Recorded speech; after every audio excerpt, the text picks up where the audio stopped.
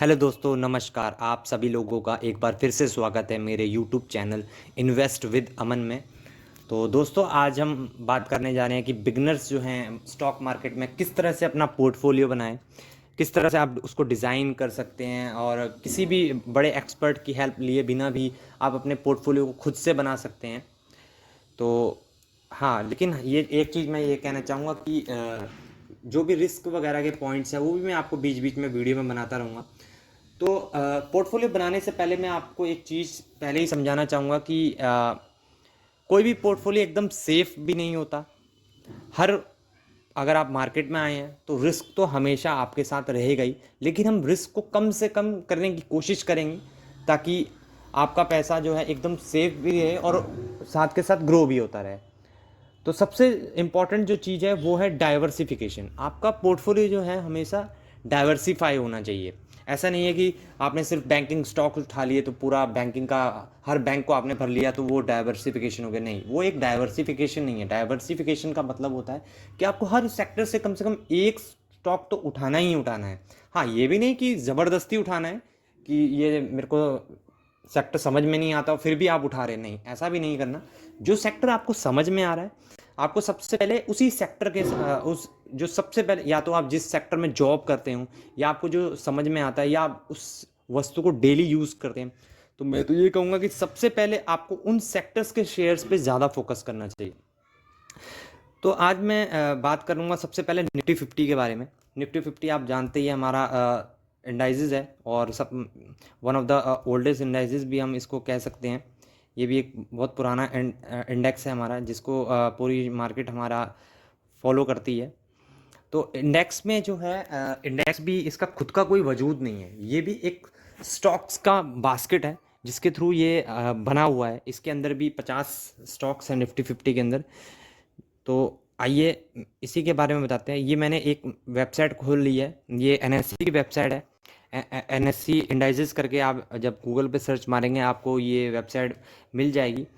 इस वेबसाइट में मैं आपको दिखाना चाहूँगा कि निफ्टी 50 में जो स्टॉक्स हैं उनका वेटेज किस तरह से वेटेज जो है वो किस तरह से मिलता है, किस किस प्रकार से वहाँ पे निफ्टी 50 में स्टॉक्स जो हैं चुने जाते हैं और कौन कौन से सेक्टर्स से चुने जाते हैं। तो आप देख ही सकते हैं, मैंने यहाँ पे निफ्टी 50 का ये ओपन किया हुआ है। मैं आपको ऊपर भी स्क्रॉल कर दिखा देता हूँ। ये निफ्टी 50 का चार्ट पैटर्न है, 30 मिनट का, 1 घंटे का, 1 दिन का। यहाँ पे निफ्टी 50 लिखा भी हुआ है। तो इसको जब हम स्क्रॉल करेंगे नीचे तो निफ्टी 50 किन किन सेक्टर डिस्ट्रीब्यूशंस जो हैं, सबसे बड़ा हिस्सा जो निफ्टी 50 में है वो है फाइनेंशियल सर्विसेज का। उसके बाद जो नेक्स्ट हिस्सा है वो है इंफॉर्मेशन टेक्नोलॉजी का। उसके बाद है ऑयल एंड गैस का, फिर ऑटोमोबाइल का, फिर फास्ट मूविंग कंज्यूमर गुड्स यानी कि एफएमसीजी कंपनियों का, टेलीकॉम कंपनियां, हेल्थ केयर कंपनियां, कंस्ट्रक्शन कंपनियां, पावर कंपनियां, मेटल एंड माइनिंग कंपनियां, construction material, consumer services, capital goods services. तो इन सब सेक्टर से मिलके ही निफ्टी 50 बना है। तो हम क्या करेंगे, सिंपली हम टॉप 5 ये जो सेक्टर्स हैं इनके स्टॉक्स को देखेंगे कि और इनमें उनके स्टॉक्स को पढ़ने की कोशिश भी करेंगे कि कौन कौन से स्टॉक्स में हम इन्वेस्ट कर सकते हैं। आप चाहें तो निफ्टी 50 के हर सेक्टर में से भी कंपनीज उठा सकते हैं, लेकिन हाँ, जो भी कंपनी आप उठाएंगे उसको पहले खुद से आपको स्टडी करना है और देखना है कि वो कंपनी किस तरह की है।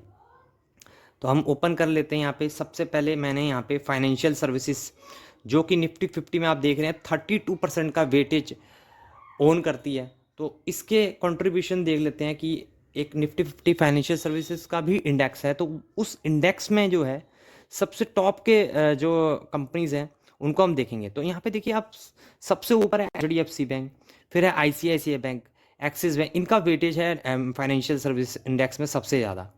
तो आपको करना क्या है, आपको टॉप की कंपनीज भी उठा सकते हैं या आप इन पूरी कंपनीज को स्टडी कर सकते हैं, क्योंकि ये सारी कंपनीज जो हैं इंडेक्स की कंपनीज ज़्यादातर अच्छी ही कंपनीज होती हैं, क्योंकि इंडेक्स में किसी भी कंपनी की एंट्री ऐसे ही नहीं हो जाती।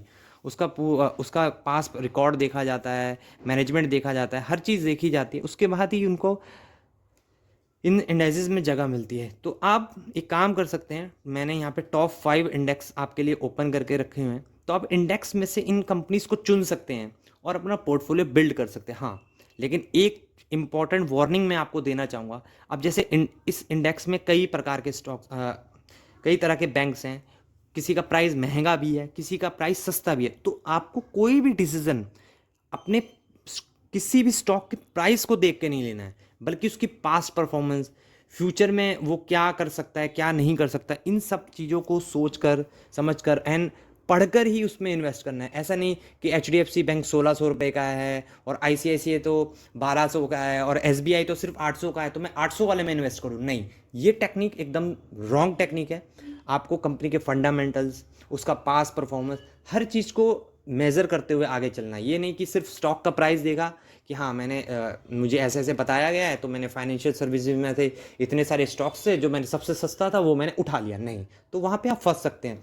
तो आपको क्या करना है, नॉर्मली इन स्टॉक्स को स्टडी करना है, क्योंकि हमारे पास 8,000 से भी ज़्यादा कंपनियाँ हैं और लोग कंफ्यूज होते हैं कि हमें कौन से स्टॉक्स चुनने चाहिए। तो मैंने थोड़ा सा आपका जो बास्केट है उसको थोड़ा सा लिमिटेड कर दिया है, ताकि आपके पास ज़्यादा स्टॉक्स की चॉइस ही ना हो, आपको सिर्फ उन्हीं में से स्टडी करके अपने लिए स्टॉक्स ढूंढने हैं।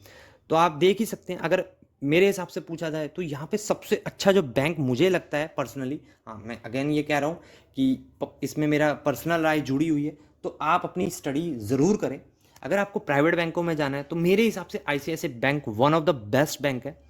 ठीक है, उसके बाद आपको गवर्नमेंट बैंक में जाना है तो state bank of India. Government banks में मैं सिर्फ एक ही बैंक को ज़्यादा प्रेफरेंस देता हूँ, वो है स्टेट बैंक ऑफ इंडिया, क्योंकि इस बैंक के बिना तो समझ लिए इंडिया है ही नहीं, लगभग ना ही है, ख़त्म ही है इंडिया।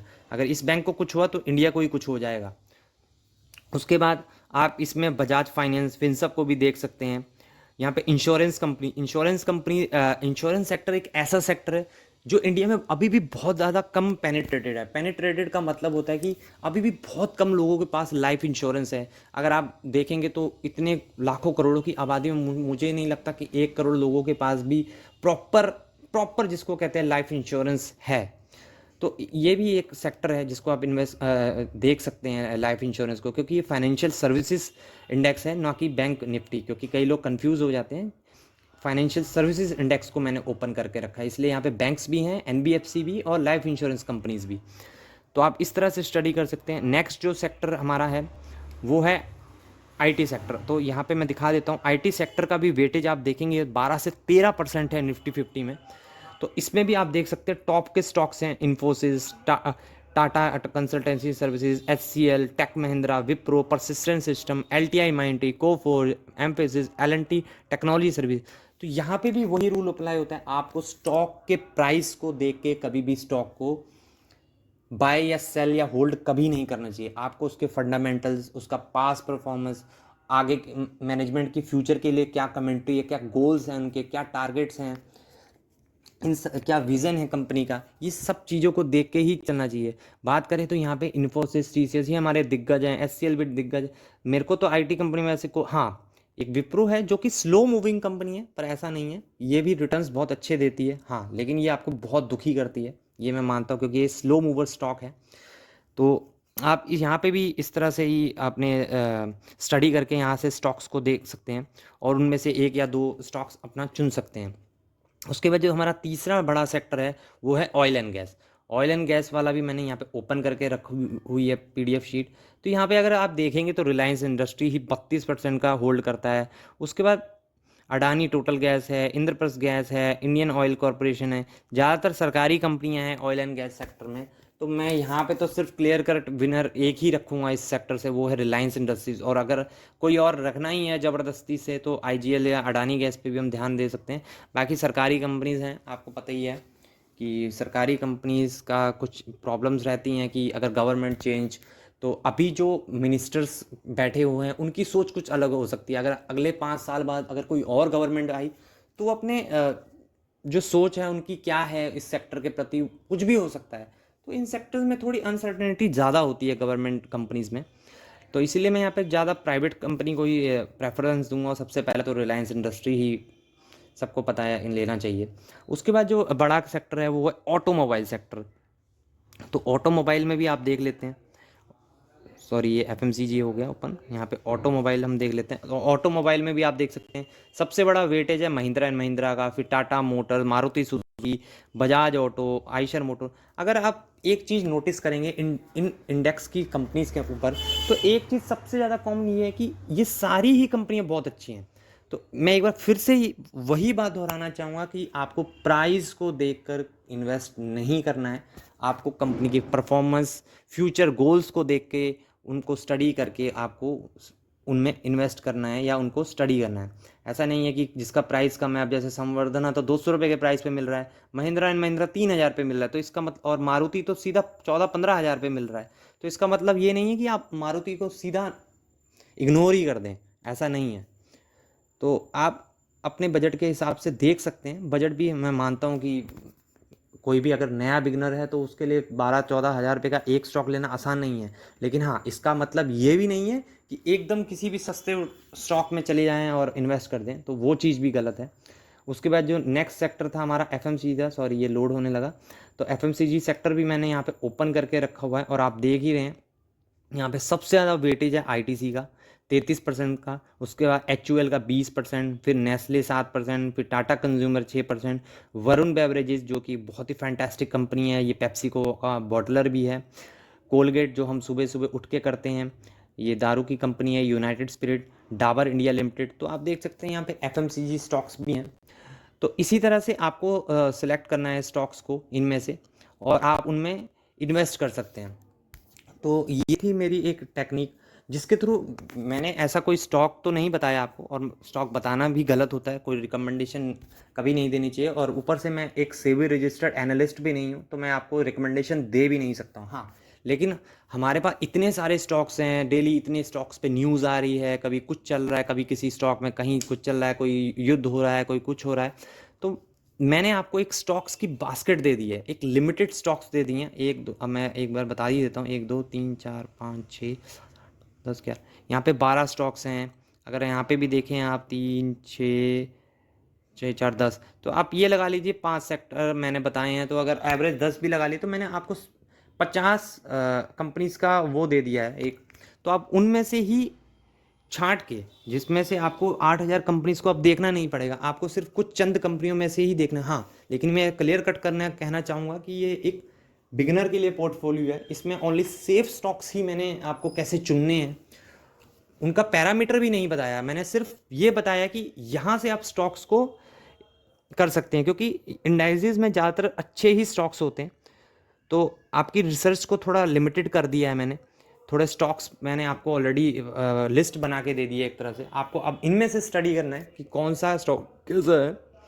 तो वीडियो अगर अच्छा लगा हो तो उसे लाइक ज़रूर करें, शेयर ज़रूर करें, एंड चैनल को सब्सक्राइब करना बिल्कुल ना भूलें। एंड कोई भी कमेंट हो इस वीडियो से रिलेटेड या किसी और वीडियो से रिलेटेड, तो मुझे कमेंट सेक्शन में ज़रूर बताएं। कुछ भी अगर आपको लगता है कि ये कमी रह गई या मैं इसको और ज़्यादा इम्प्रूव कर सकता था, तो मुझे ज़रूर बताएं। एंड मैं याद दिलाना चाहूँगा, 2 दिन पहले मैंने 5 स्टॉक्स की बात करी थी जो कि इस वॉलेटाइल मार्केट में आप लोग खरीद सकते हैं। आप चाहें तो मैं इसका लिंक भी आपको डिस्क्रिप्शन में दे दूंगा, आप इस वीडियो को भी एक बार गो थ्रू कर लेना। मैंने इसमें 5 स्टॉक्स की बात करी है जिनके रिजल्ट बहुत ही ज़्यादा अच्छे आए हैं और मार्केट ने उनको अगले दिन अप्रिशिएट भी किया। यानी कि मार्केट में पिटाई होने के बाद भी इन कंपनीज के नंबर अच्छे आए, और अगले दिन मार्केट में पिटाई थी लेकिन इन स्टॉक्स में अच्छी बाइंग थी। मेरे कहने का मतलब ये है। तो मैं इस वीडियो का लिंक भी आपको दे दूंगा डिस्क्रिप्शन में, तो आप इसको भी एक बार गो थ्रू कर सकते हैं और पढ़ सकते हैं। और अगेन मैं ये कहना चाहूँगा कि इस वीडियो में बताए गए और या जो मैं इस वीडियो की बात कर रहा हूँ, इन दोनों वीडियो में जो भी बताए गए स्टॉक्स हैं, ये कोई भी रिकमेंडेशन नहीं है, ये सिर्फ मैंने आपको स्टडी पर्पज़ के लिए बताया है। और क्योंकि मैं एक सेबी रजिस्टर्ड एनालिस्ट नहीं हूँ, तो मैं आपको कोई भी किसी भी प्रकार की रिकमेंडेशन नहीं दे सकता हूँ। तो थैंक्स फॉर वॉचिंग।